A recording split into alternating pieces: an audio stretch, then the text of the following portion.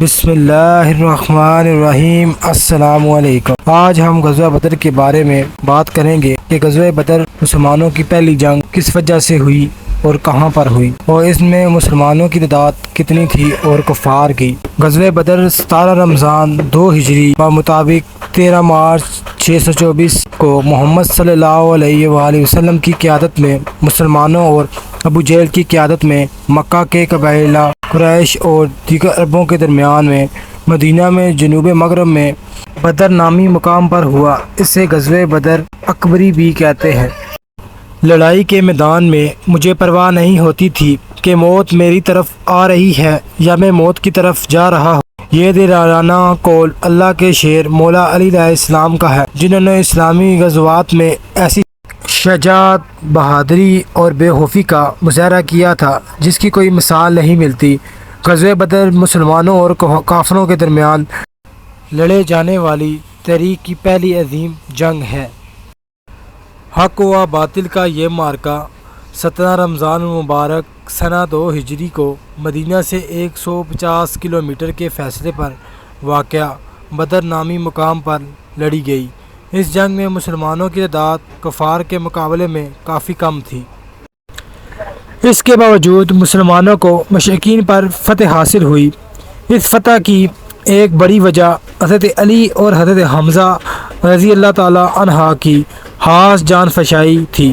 دراصل مکہ میں 13 سال کفار نے محمد صلی اللہ علیہ وآلہ وسلم اور آپ کے صحابہ پر ظلم و ستم کے پہاڑ توڑے اور ہجرت کے لیے مجبور کر دیا۔ جب مدینہ میں نبی کریم صلی اللہ علیہ وسلم کی دعوت کامیاب ہونے لگی تو قریش کو یہ خدشہ ہوا کہ کہیں ان کی حکمیت عرب سے ختم نہ ہو جائے، لہذا قریش مکہ نے مسلمانوں کا تعاقب نہ چھوڑا اور اس پر حق جماعت کی جڑ سے خاتمے کے لیے اپنی پوری قوت و طاقت کے ساتھ میدان میں اتر پڑے۔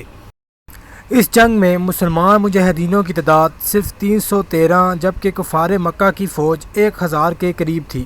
مسلمانوں کے سامان سواریوں کی قلت کی وجہ سے 2-2 3-3 آدمیوں کو ایک اونٹ پر سوار کر کے لے جایا گیا، جس پر وہ باری باری سوار کرتے تھے۔ نبی کریم صلی اللہ علیہ وآلہ وسلم کے ساتھ سواری میں حضرت علی علیہ السلام اور زید بن حارثہ رضی اللہ عنہ تھے۔ بدر کا میدان تھا اور دونوں لشکر آمنے سامنے کھڑے تھے۔ مشرکین کی صفوں سے 3 شخص اپنی تلواریں لڑکاتے ہوئے میدان میں نکلے اور مسلمانوں کو دعوت مبارکہ دی۔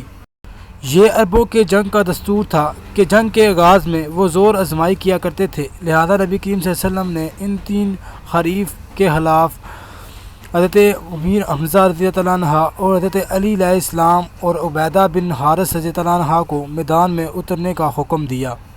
حضرت حمزہ نے چند لمحوں میں ہی عقبہ کو ہلاک کر دیا۔ ولید امام علی علیہ السلام کے مد مقابل آیا۔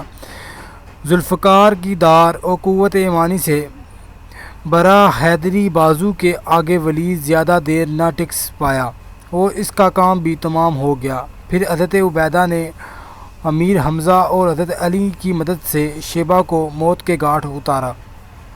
مسلمانوں کی بہادری دیکھ کر مشرکین مکہ زیادہ دیر تک نہ ٹک پائے اور اس کی وجہ سے مسلمانوں کو مشرکین مکہ پر فتح حاصل ہوئی۔